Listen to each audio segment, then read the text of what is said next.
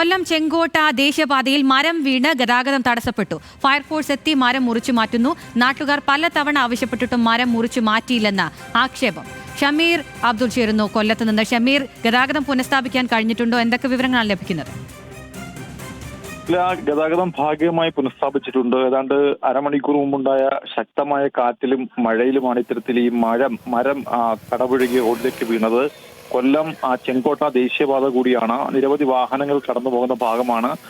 നേരത്തെ തന്നെ ഒരു മാസത്തിന് മുമ്പ് തന്നെ ഇത്തരത്തിൽ ഈ മരങ്ങൾ അവിടെ മുറിച്ചു നീക്കണമെന്ന് ആവശ്യപ്പെട്ട് നാട്ടുകാർ പഞ്ചായത്ത് അധികൃതരെ സമീപിച്ചെങ്കിലും ആ മരം മുറിച്ചു നീക്കാത്തൊരു സാഹചര്യമുണ്ട്. എന്തായാലും ഇപ്പോൾ ഗതാഗതം ഏതാണ്ട് ഒരു മണിക്കൂറായി സ്തംഭിച്ചിരുന്നു.